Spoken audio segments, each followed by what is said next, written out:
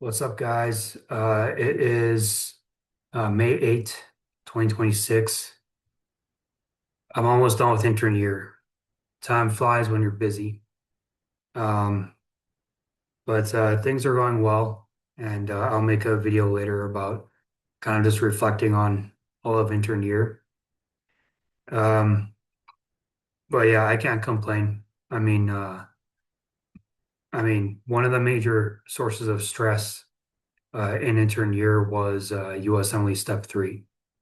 Which thank God, Alhamdulillah, thank God I passed. And so this video is going to be about that. Um, and kind of talking about, I'll share my score in a second. I'll talk about my study strategies, and then reflect on the whole study experience and the exam. So I took the exam back in March 25 and March 28.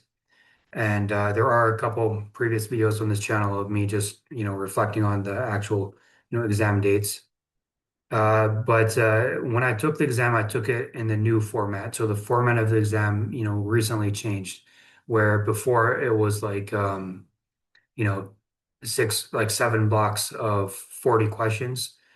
Now it's like 13 blocks of 30 questions. And so, anyways, with the format changing, it took the MBME a really long time to release my score. So I got my score on Wednesday. And I was really worried about failing because I studied really hard for this exam, and I don't know what I would have done if I failed. I'll talk about it a bit later, but this has been extremely stressful, and I did not want to study for this again. But thank God, I was sitting in the ICU a few days ago and was just waiting for my score to be released because I had got an email the night before, your score is going to be released at 11 a.m. Eastern time. And anyways, I can show you guys my score. Um, let's see here. This is my step 3 score, 231. So, thank God, I was just worried about passing and I passed. So thank God. I do wish I had done better, but honestly, I'm just relieved that I don't have to take this again. And it does say a lot about this exam that, I got 231 on this and it's slightly above average. Um, Again, thank God. But, if you look at my step 2 score report, um, I scored 235 a couple years ago, and that was significantly below average. And one of the reasons probably that I didn't, match up my higher choices.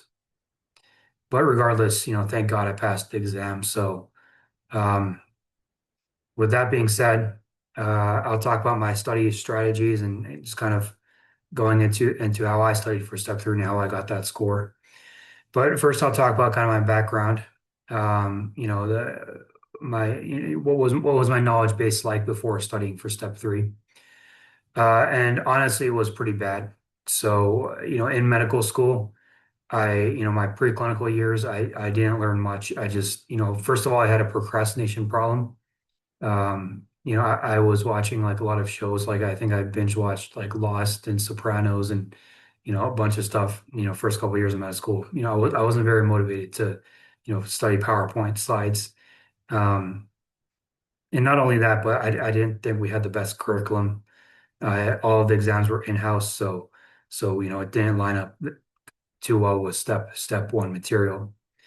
And anyways, the reason I bring all that up is because I took step 1 in my medical school the year after my clinical rotations, basically the year after my third year clinical rotations. Although we started the third year a bit earlier, and it was a very stressful experience. I mean, I heard from the problem with all of these step exams is that the people giving you advice on them are always, they never choose normal people to give you advice on these things. It's always like this, smartest, highest achievers giving you advice on these things. So, all the advice I had received was don't worry about step 1. It's so easy. It's pass, fail, blah, blah, blah. Well, passing that exam was not easy, it was really hard. And so I studied for that exam for like, 3 months before I was finally confident enough to pass it. I think my highest practice exam score was like 61% and passing is 60. But thank God I passed that exam. And then step 2 was, an even worse experience. Um, my first practice exam for, step two was like a 176. And I have a bunch of videos about step two on this channel. But long story short, I studied for maybe a total of 8 weeks dedicated, broken apart by rotations. And I managed to climb up from a 176 to a 235. But that's still not a great score. And looking back, I think the problem was, with my clinical rotations and with step two was that I didn't fundamentally understand, everything that's going on. I don't think I had a good understanding of things like the difference between DAPT, dual antiplatelet therapy and anticoagulation until I started residency, which is kind of embarrassing to admit, but that's a fact of the matter. Um, in fact, one of my preceptors, one of my first rotations in residency was cardiology, and to be honest, I was kind of I don't know. He's not a fun guy to work with, but he did ask me about like what do you want to do to anticoagulate this person? And I said he's already on aspirin. He was like, that's not anticoagulation. If you tell me that's anticoagulation again, I'm gonna fire you. And I don't know, whatever. But so anyways, I didn't have the best foundation, going into step three. Um, so um, how, just knowing that, so, for step three, there's this myth, right? That like, I don't, a lot of you who are studying have probably heard this, that, step one is, you need to study for 2 months. For step two, you need to study for 2 weeks. And for step three, you just need a number two pencil, right? It's a bunch of crap. It's maybe 20, 30 years ago, that was the truth, right? When you actually did use pencils on the exam and stuff, it's not true anymore. If you don't study for step three, you're gonna fail. That's the fact of the matter. And another thing is, I'm doing internal medicine residency. Um, there's this other thing where like, IM residency prepares you for step three. Um, again, that's just not true. I don't, and, I don't like scaring people, but personally, that's how I'm motivated, through, raw truth, not through, crap. And so, if you're going to tell people that, oh, because you're an internal medicine resident, you don't have to study for step three, then you're just doing them a disservice. It's a lie. Okay. If you don't actually study for this exam, you're going to fail. And there are internal medicine residents who fail this exam. Um, so anyways, those are two myths. So from the beginning, I took this exam seriously. And the other thing I'll say before getting into my actual study strategies is this, like, you need to know yourself. Like I said, there are lots of people, in medical school. Medical school is the cream of the crop, right? Residency is the cream of the crop. I mean, you have to be really smart to get into medical school. And then, because you got into medical school, you have to be smart to get into residency, right? Um, and so you might have colleagues who genuinely did not study for this exam and did well. Okay, but these are the kinds of people who just have photographic memories. And so if they tell you this crap, you can't trust them, right? You need to know yourself. So personally, I know myself. I'm not a good test taker. I never was. I studied my ass off to get into medical school. Um, and I had to work pretty hard to get through medical school. Um, And so knowing that, I knew that I need to take step three seriously. And if you're one of those people who's hearing this stuff about, oh, number two pencil, oh, you're gonna do FM residency or IM residency, so it's gonna be easy, so on and so forth. If you know yourself and you know that you're not a great test taker, then take this test seriously. So that's number one.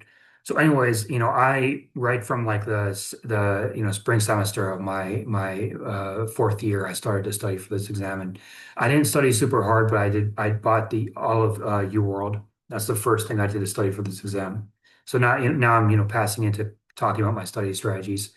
So UWorld, I bought the whole step three package. So it includes two practice exams, UWSA one, UWorld Self Assessment one, UWSA two, the question bank, and then the CCS cases, clinical case series. I don't remember what it stands for, but the CCS case is the UWorld version. Um, looking back, uh, the CCS cases was a waste of money, so I shouldn't have bought that. And then the other thing I did is when I first bought it, I only bought it for 180 days. Um, And the reason I did that is because I thought maybe my residency program would pay for it if I ran out. But in retrospect, if I knew that my residency program wasn't going to pay for it, I should have bought the whole 365 days. Um, but anyways, and then the last thing is UWorld has like a specifics biostats package for step three. I'll talk about that in just a little bit, but that's also very high yield. So anyways, I started doing step three questions from UWorld, in my second year. I did like, 10 questions a night when I was in Turkey doing my rotation over there. And then on my GI block, I got through with a whole, UWorld GI questions. And that was really helpful for my GI rotation. Um, so so that's I did some of that in med school. And then in residency, I continued doing UWorld. And off and on, like during words, like especially my first words block, you're working like 13 hours a day, sometimes longer, right? So I wasn't really doing much during that block.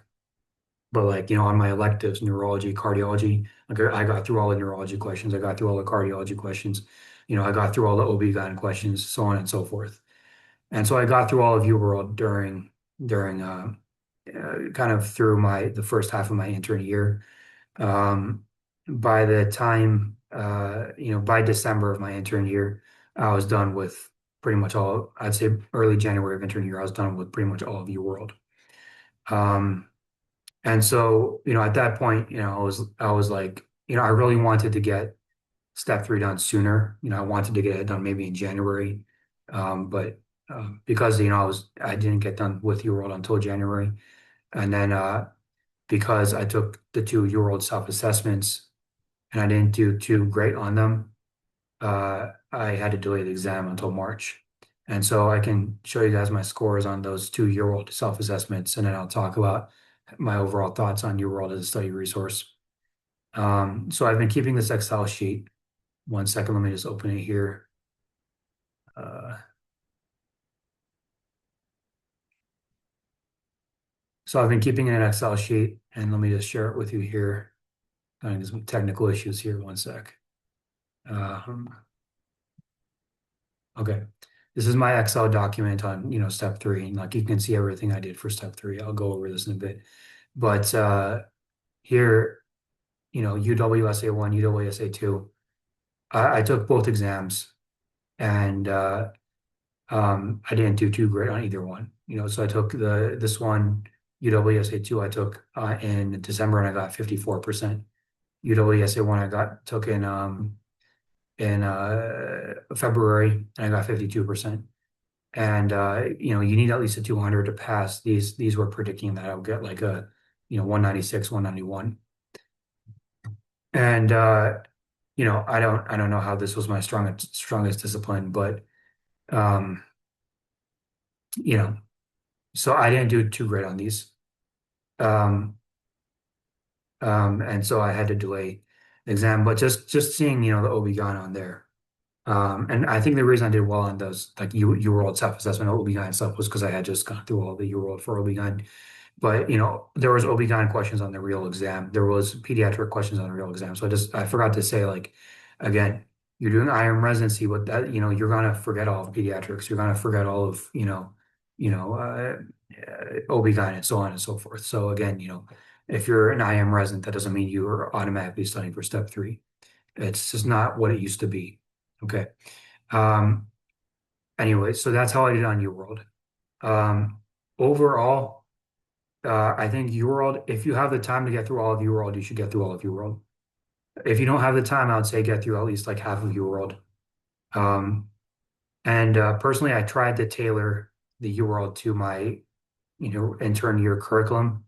Now, obviously, I don't have an OB/GYN rotation. I don't have a pediatrics rotation, so on and so forth. And so, to a large extent, um, I didn't enjoy doing pediatric questions right during my, I don't know, words block in November, but I forced myself to get through all of it.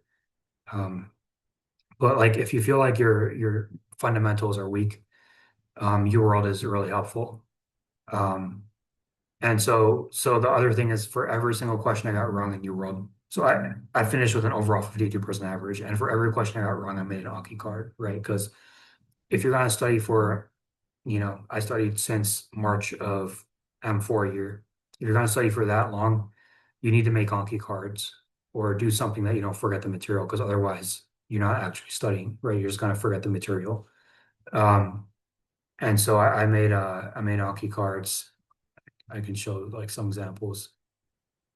So like, this is my Anki deck. Like so like for step two here, step three you rolled, right? So you can like see I made a card for like every question I got wrong. I put the UWorld like images in there, and yeah, so that was really helpful. Um, right. So patients who survive fire are at risk of inhalation therapy. You should evaluate with this, manage with this. So like I got that question wrong. So like I put that, made a card about that. I made a total of I made a lot of cards, 2,236 total cards just for step three. Um, so that's how I remembered the questions I got wrong. And again, like I said, you're all good to review the fundamentals if you know you're weak on things, which I was definitely weak on things considering my step two score. Uh, the questions on UWorld, though, including the UWorld self-assessments, were not like the actual exam. Um, you know, especially day one is like totally different from UWorld. Um, And so, and the ethics questions, I'll get into this a bit later, but those are better practice with the MBMEs. But so overall, if you have the time though, I think your world is obviously a good resource to start on. So that's number one. Next resource I want to talk about just a little bit is MKSAP, MKSAP. This is like the internal medicine. This is like UWorld for internal medicine, right? So that for the internal medicine boards, my residency gives us MKSAP for free. So again, it's like UWorld for internal medicine, but I was struggling early in intern year, and um, the what I got encouraged to do by my program was to get through MKSAP. And so that was a major source of stress earlier in the year because I was like, I don't want, first things first, I want to get step through out of the way, then I want to do mix up. But regardless, I did try and get through some mix up as well. And so I got through the pulmonology for mix up during my ICU rotation. And mix up was really helpful for my actual internal medicine training. Like for example, now that I did all the lung questions, the pulmonology questions for mix-up, I actually know what LAMA LABA are and like examples of that, like rivafenacin is a LAMA, so on and so forth. Um, but it wasn't actually helpful for the real exam, right? It's too much detail and it doesn't focus on the things that step three focuses on. So, but regardless, I did do 20% of that by the time I had taken step three. And then the other thing is the MBMEs. So I reviewed all the prior MBMEs I took during step two, and this was high yield. So if you don't have time to do year old questions, I would recommend you at least do this. And if you don't have any specific weak points, right, then I would recommend you at least go back and review your MBMEs from step two. Um, so my scores for those weren't very reliable. I was getting like 70% or above, but obviously that's because I had done all of these before during my step two prep. But what they did help is they gave me a better idea as I got closer to the real exam. They gave me a better idea of like kinds of questions that the MBME asks and the wording that they use and things like that. So I reviewed all of those, and it didn't take too long to review them. The kind of the bigger what takes a lot of time for me when reviewing exams is making Anki cards, but I had already made Anki cards last year. So I just unsuspended Anki cards for questions I got wrong again. And then now as we move closer to dedicated, I want to talk about some of the more high yield resources, the stuff I focused on, in February and March. Um, MBME 6, MBME 7, and the free 137. I think everybody taking step three should do those three tests, no matter what. Uh, the reason for that is because the first day of the exam, at half of the first day of the exam is biostats and ethics, right? And the biostats I'll get to in a second, but for the ethics, There's no easy way to study for that, right? Now, ethics to some extent is common sense, right? Be empathetic, right? But there are the way they write those questions is there's always at least two, right answers, two things you could say in real life, right? Which wouldn't be wrong. And so you really need to understand the MBME's logic. And to do that, you need to take MBME 6, you need to take MBME 7, and you need to take the free 137. But overall, if you do take all three of those exams, you'll start seeing some patterns for the ethics questions, like avoid paternalistic language. If a patient is in distress or they're worried about something or crying about something, first thing you need to do is acknowledge the emotion, say I'm sorry you're feeling this way, and then offer next steps. Um, and then just you recognize patterns. It's been a few months now since I took those exams, but you recognize patterns. Um, and so just so for ethics questions and also just for seeing the kinds of things that they ask, the MBME 6, 7 and the free 137 were super helpful. Like seeing what kind of biostats questions do they ask, or what kind of questions do you see across all three of those exams. Like I won't get into details, but there are some specific types of questions which they ask on all three of those exams. And so if you take them, you'll see them, and you'll probably see them on step 3 as well. So very high yield. So I took MBME, so I'll show you my scores for those. Let's see here. Okay, right. So MBME 6, I got a 73%. Which would be like a 215 based on this online calculator I found. MME 7, I got, this was like a couple of weeks before the exam, I got a 65%. So obviously I wasn't happy about this, right? Pretty stressful, but I was also not going to delay my exam because that time in March was the best time for me to take it. Um, so yeah, and then the free 137, I got 62%. So like I said, um, the month before my exam, I had 3 weeks on nights, and if you have a nights, every residency is different, but on my residency, as an intern on nights, I had a lot of time to study, and so I got through all the CCS cases, and I had some time to study, do practice questions and stuff as well. Um, and I took the exam like right after nights. I took a few days off, and so then I took the exam. So I think that was the best time to take it. But anyways, going back to my study resources, I talked about MME 6, 7, and free 137. Again, very high yield. The other super high yield thing, which I did literally the day before I took day 1 of the exam, is the biostats review in UWorld. I think it's like $50, if I remember correctly. Super high yield. It covers everything you need to know for biostats in UWorld. If you go to Reddit, they're going to tell you to watch Randy Neal videos and stuff like that. I've never watched a Randy Neal video. I don't know why they keep talking about it on Reddit. Uh, though that biostats review on UWorld is helpful, and obviously nobody wants to pay $50. Nobody wants to pay freaking God knows how much I paid for UWorld. You gotta do what you gotta do. So I highly recommend you guys buy that.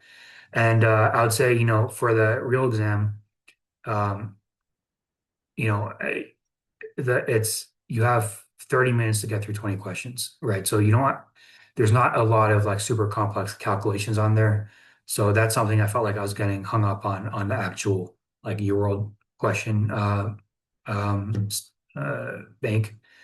More so, they really want you to know definitions of things and interpretations of things.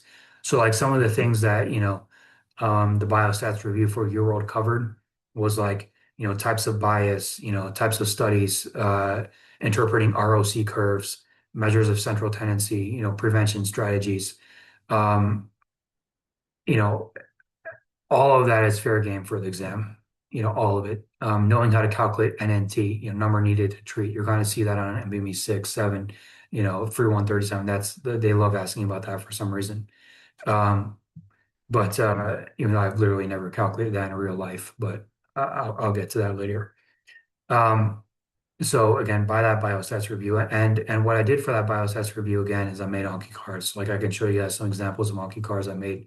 Right. So for everything I got wrong in that biostats review, here's step 3 stats. I made Anki cards, right? So negative predictive value, what does that mean? Then you can see here, I put a table about that. What is non-response bias, right? So I memorize all the different types of bias before the exam, right? Um, so on and so forth. The clinical trial phases, phase one, phase two, phase three. This is stuff that you don't use in everyday life. And so it's stuff that you easily forget and learn and forget and learn. I mean, I took biostatistics twice in college. Um, I went, we had statistics on step one, we had statistics on step two, and yeah, I still forget this stuff, right? Because you don't use it every day. And so that, it's really helpful to do that before the exam. The other high yield resource I think is pretty obvious, ccscases.com. Unfortunately, it costs, like $100 for 30-day access. Again, you have to buy, you have to shell out the cash. Okay. Because those ccscases.com organizes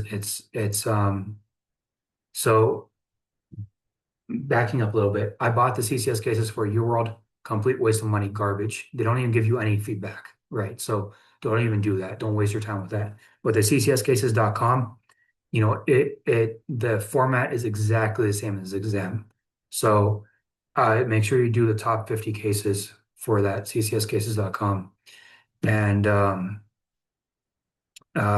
yeah, and then what I did, which was really helpful for me, is I made Anki cards again for every question I got wrong. And how do you make Anki cards for the CCS cases? That's something I struggled with at first, right? Because these aren't straightforward questions, but I'll kind of show you guys what I did. Um, so like I'll choose a case, right? So I made Anki cards for every single case here, all the 50 high yield cases I did. So like let's see, chest pain, pericarditis. So like for everything I missed, everything I didn't order, I made an Anki card, right? So for pericarditis, you always want to check the troponin, you always want to check the ANA, the RF, and the TSH, right? You want to get an echo and chest X-ray. So like this is stuff that doesn't come off the top of the head, right? And so I made different Anki cards for everything I missed on this case. Um, and so I made these on an Anki deck pretty much for every single case like that.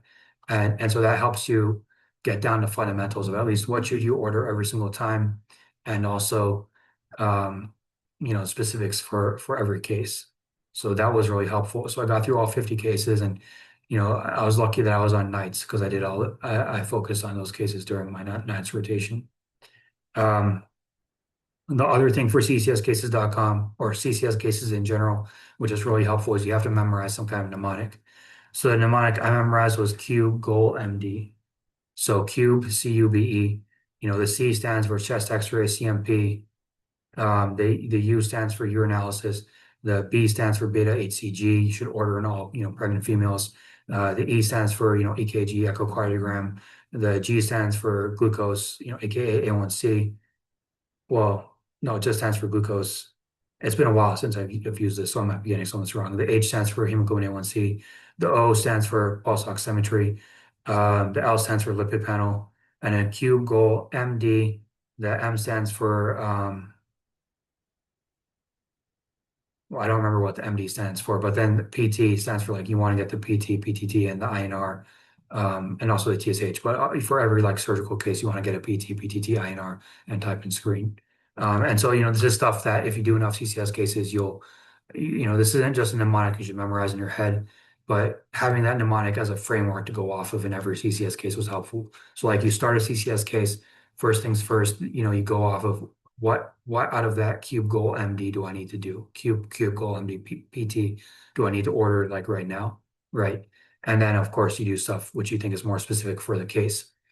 And the other thing is prevention is part of the CCS cases. So I memorized some mnemonics for that too. Like there's one called SASSER, so smoking, alcohol prevention, seat belts, safe sex, exercise, reassure the patient, ensure medication compliance, ensure staying away from illegal drugs. And then, the vaccines, the pneumococcal, meningococcal influenza, shingles, tetanus, like those should always be in the back of your head, prevention stuff. So what I will say talking about, so that's what I did to study for CCS cases. I did ccscases.com and I memorized the mnemonic and I made Anki cards. For the actual exam, the website takes a really long time to load every single order. So every time you put in an order, you'll see is this, right? It takes a while to load every single order. So something you'll see a lot of on Reddit is people are saying, "Oh, you need to spam orders. Oh, you need to copy and paste orders."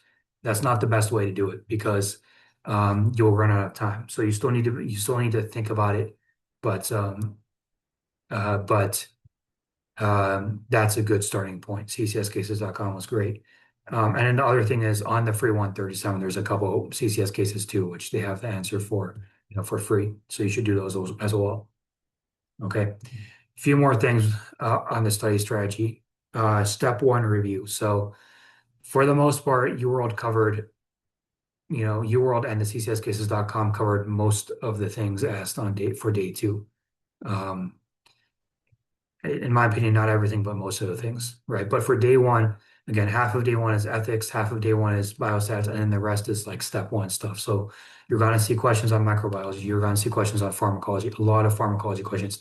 And then, what I hated about step one, because I did step one after my clinical year, is like you will read a vignette for step one, but then the question will be like, for example, just thinking about like a classic step one question here. Um, you'll have a question on like um, some old guy has, difficulty, putting his hat on and his ALP, alkaline phosphatase is elevated and, there's some things going on with his calcium. So like we already know what that is just from everything I just said right there, right? Okay, Paget disease of the bone. But then, the answer choices will be like, the answer won't be Paget disease of the bone, right? It'll be like, what is the cause of this patient's illness? So first of all, you do need to make that connection, Paget disease, but then you also need to know the underlying physiology, right? So then it's going to be like, oh, is it collagen dysfunction? Oh, is it osteoclast dysfunction? So on and so forth, right? So a lot of questions in that style on day one. Um, but then also there's a lot of pharmacology questions and a few microbiology questions. So for the microbiology, you'll see a lot of IMGs saying on Reddit, oh, I went back through all of Sketchy. I did not have the time for that. I probably studied for this exam, harder than most interns do, and I still did not have the time for that. And I don't recommend you do Sketchy for this, if you don't have a huge dedicated period, because I would say there's maybe like three microbiology questions on day one. So I mean, it's up to you, but I wouldn't have studied for step one. It's either you know it or you don't. I probably missed all those questions. It's fine because the alternative is trying to memorize the structure of every single virus and the structure of every single bacteria. It's just not time efficient. Um, but for the pharmacology, what really helped me was a divine intervention. So I took the exam in Denver, Colorado. It's a 9-hour drive. And on my drive, I listened to Divine Intervention Step One podcasts on pharmacology. And there was definitely some things he said in those podcasts which showed up on the exam. So he was really helpful for pharmacology. If you don't like listening to podcasts, you should use something to do some basic Step One pharmacology review prior to the exam. Okay. So that's my study strategies. So now moving on to how I felt on the actual exam. And I won't belabor the point because I made two videos prior to this one, talking about my step three experience. But basically, day one, uh, what shocked me about day one was that I was prepared going into it for, like 7 blocks and an hour of break time. Uh, but instead I got 13 blocks. And so I, and then the other thing is time management. So I didn't do enough timed question blocks to be good at time management. So on the actual exam, you have 30 minutes to do 20 questions, which means you have maximum 1.5 minutes per question. But then you're going to have some drug ads, especially on day one. They love to use this fake drug name called Esapro. And so you'll see this 2-page drug ad. Oh, Esapro is this amazing drug. It does blah, blah, blah. And you're going to have to, interpret some graphs or do some math or whatever, look at some tables. Um, there's a few of those which definitely take more than 1.5 minutes to interpret. Um, and so, point being, time management was something I struggled with. I still managed to get through all the questions, but Did I have time to review anything? Did I have time to think really deeply about things? No. It was really first impression, few more seconds of thought, and then I just chose an answer if I felt uneasy. And because of that, I felt uneasy about pretty much every single question. I always hate when people, take exams and you're like, there was like 5 questions I didn't know. I flagged, all these questions. I'm like, man, I flagged every single question. Like, um, so I didn't feel very confident about it because of that time crunch and because, just the way the exam is structured, there's always two right answers for pretty much every single question. Or what, it seems that way. So, that was day one. And like I said, half of it was biostats and ethics. Um, again, plan out your breaks. So like I knew that like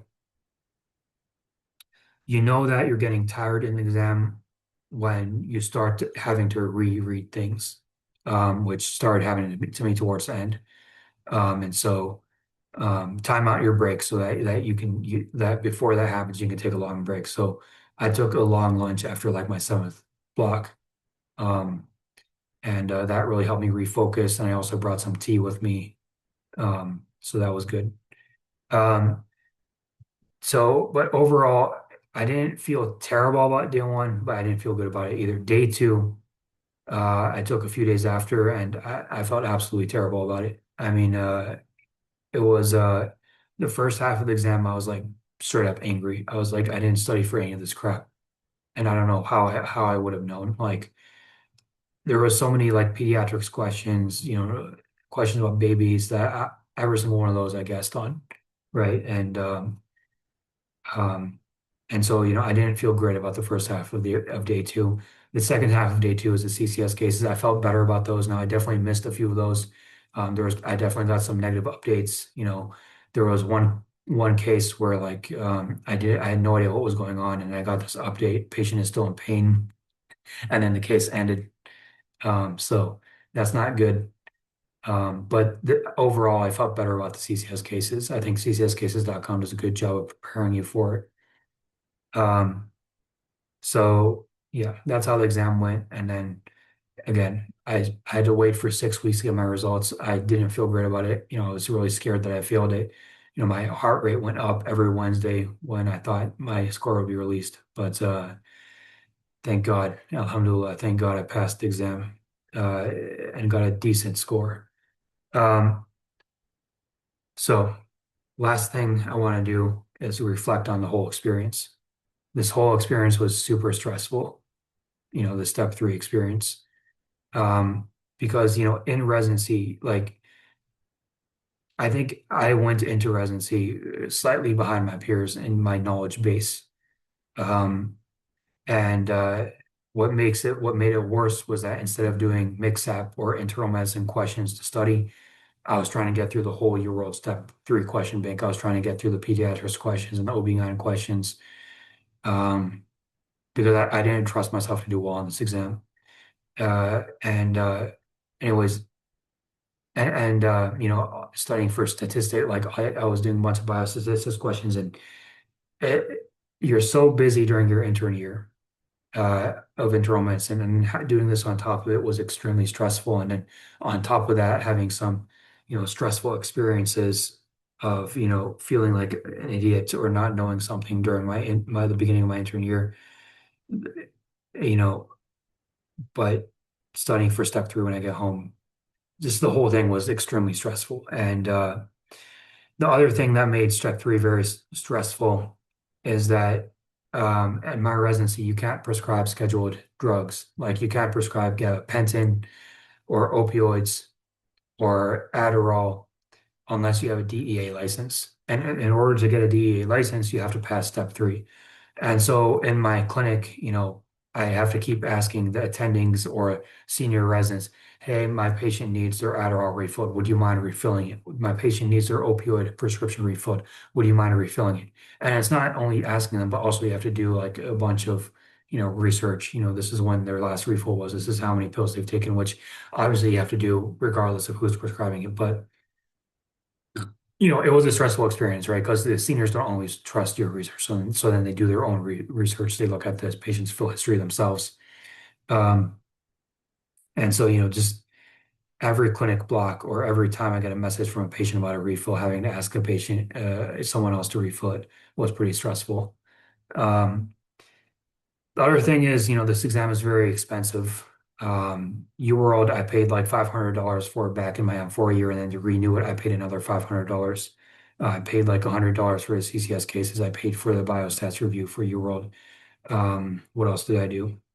Uh, I paid to take the exam in Denver. I must have spent like 500, no, uh, like almost $1,000 that week, on hotels, on gas, um, on food. Um, so it's a very expensive exam and it's a very exhausting exam. It's one day is 8 hours, other days 9 hours. you know, I'm already so tired from residency, and that was a week off. I could have used that week off for vacation, but what I do instead, I sat for an 8 hour exam. I sat for a 9 hour exam.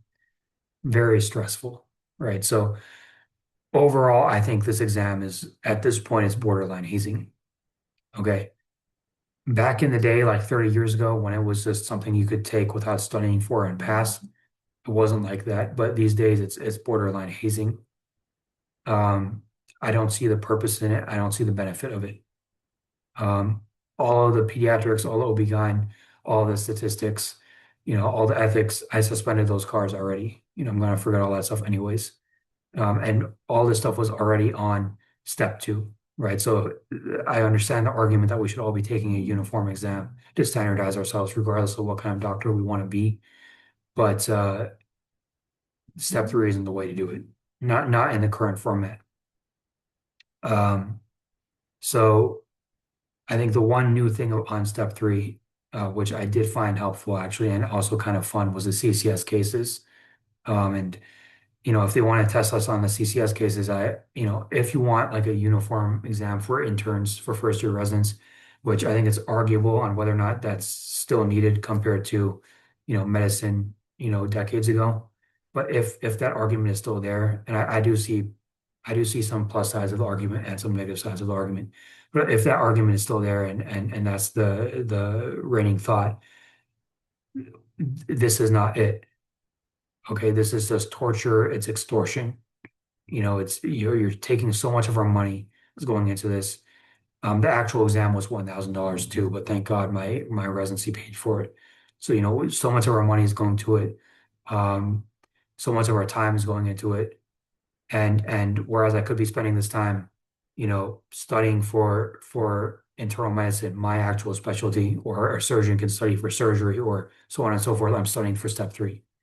Um, Time goes into it, and I only have 3 weeks total vacation, 4 weeks including a professional week in every year of residency. So wasting a whole week on this wasn't that fun either. Um, so that's that. I don't think this is the best way to do it. I think, if you're gonna have a uniform exam, maybe do like a 4 hour exam, like only CCS cases, something like that. And even then, even though as an IM resident, I think I wouldn't necessarily mind doing that. I don't see why, a psychiatry resident or a surgery resident or whatever would do that. I don't see why that would be helpful towards them. So, I think overall there is a strong argument out there that step three is kind of a scam. And I I I lean towards that argument, to be honest. Um, you know, so and I'm not trying to disrespect anybody by saying that. And I did learn a lot in this experience. I learned a lot by studying for step three, by doing the CCS cases. Um, but I would have learned more useful, more pertinent information if I had just focused on internal medicine during this time. And also, I think I would have been a lot less stressed. So that's my overall reflection on the exam. But you know what? Thank God I passed the exam. That relieves a lot of stress off my shoulders. And to everybody else studying for this exam, good luck. Um, and yeah, that's all I got to say. So have a good one. Um, and I think I'll make some more videos on maybe, the end of my intern year. And I got some other topics I want to make videos on as I get the opportunity. But anyways, you guys have a good one. Thank you.